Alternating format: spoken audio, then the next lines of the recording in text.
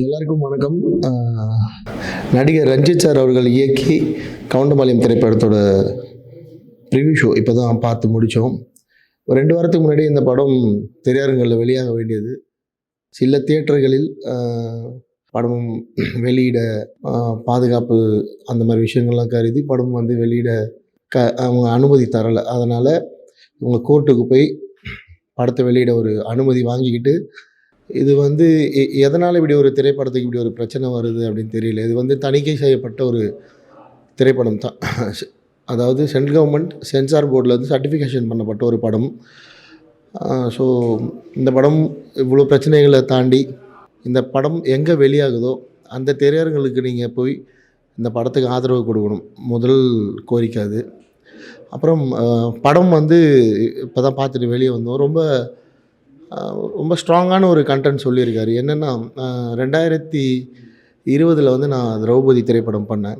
So Draupadi திரைப்படமில் ராயபுரமில் நடந்த register ஆஃபீஸில் நாடக காதல்னு ஒரு விஷயம் வந்து அது மூலிமா எத்தனை பெண்கள் பாதிக்கப்பட்டாங்க, நான் வந்து தரவுகளோட சட்டத்தின் உதவியோடு அதை எப்படி எதிர்க்கணும், திருமண ரத்துன்னா என்ன அப்படின்றது ரொம்ப தெளிவாக பேசியிருந்தோம். அதுக்கப்புறம் இப்போ வரைக்குமே அது வந்து மிகப்பெரிய ஒரு பேசு பொருளாகவே இருந்துகிட்ருக்கு.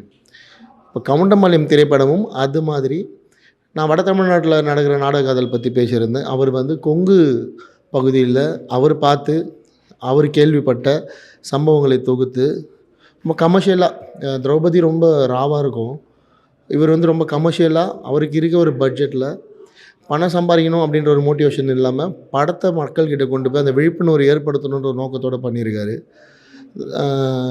இதில் நிறைய பிரச்சனைகள் வந்தது காரணம் வந்து இவர் ஜாதி அடிப்படையில் படம் எடுத்திருக்காரு அப்படின்றது தான். நீங்கள் படம் பார்த்து முடிக்கிறப்ப உங்களுக்கு வந்து தெளிவாக புரியும் அவர் என்ன சொல்ல வர்றாரு அந்த படத்துலன்னு. இந்த படம் குறிப்பிட்ட எந்த மக்களையும் அடையாளப்படுத்துகிற மாதிரியான படம் கிடையாது. அது ஒரு அமைப்பு. எப்படி திரௌபதி படத்தில் நாங்கள் ஒரு அமைப்பை பற்றி இவங்க இந்த மாதிரி பெண்களை வச்சு பணம் சம்பாதிக்கிறது ஒரு குறிக்கோளாக கொண்டிருக்காங்க அப்படின்னு சொல்லியிருந்தோமோ, அதே மாதிரி கவுண்டமபாளையம் திரைப்படத்தில் அவங்க வந்து வேறு ஒரு அமைப்பு, அந்த கொங்கு பகுதியில் இருக்கிற யாரோ ஒருத்தரை வந்து அவங்க மனசில் வச்சு அவங்க வந்து இந்த விஷயத்த சொல்லியிருக்காங்க. ரொம்ப தெளிவாக நாடக காதல்னால் என்ன, அதை சுற்றி என்ன நடக்குது, ஒரு பெற்றவங்களை தாண்டி ஒரு செல்வாக்கு மிக்க ஒரு பொண்ணை வந்து எப்படி டார்கெட் பண்ணி அந்த பொண்ணை வந்து திருமணம் பண்ணுறது மூலயமா ஒரு பெரிய பல கோடிகளை வந்து சம்பாதிக்க முடியும் அப்படின்றது ரொம்ப அழகாக அவர் ஸ்டைலில் ரொம்ப நீங்கள் சின்ன தம்பி படம் பார்த்த மாதிரி இருக்கும். படம் பார்த்துட்டு வெளியே வரப்போ இந்த படம் எதுக்கு இவ்வளோ பெரிய சர்ச்சைகளை உருவாக்கிச்சு அப்படின்னு தெரியல. ஸோ இது கொங்கு பகுதியில் நடக்கிற கதையாக இருந்தாலும் இதை தமிழகம் முழுக்க வெற்றி பெற வைக்க வேண்டிய பணி உங்களுக்கு இருக்குது மக்களுக்கு. ஸோ நீங்கள் தேட்டருக்கு போய் அந்த படத்தை பார்க்க போகிற முதல் நாள் காட்சியில் தான் அந்த படத்தோட தலைவிதி இருக்குது. ஸோ கண்டிப்பாக நீங்கள் ஃபேமிலியோடு போய் தேட்டரில் போய் படம் பார்க்கணும். இந்த படம் பல இடங்களில் திரௌபதியில் பேசின விஷயங்களை தாண்டி ஒரு தெளிவான விழிப்புணர்வை சொல்லுது. ஸோ நிச்சயம் இந்த படம் அந்த வரிசையில் இருக்கும். மறக்காமல் திரையரங்குக்கு போய் இந்த படத்துக்கு ஆதரவு கொடுங்க.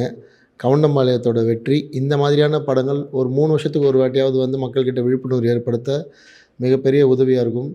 அந்த படம் எங்களுக்கு இருக்கிறது சின்ன பட்ஜெட் தான். அதில் மேக்ஸிமம் என்ன முடியுமோ அதை வந்து உங்களுக்கு விழிப்புணர்வு சொல்ல ட்ரை பண்ணியிருக்கோம்.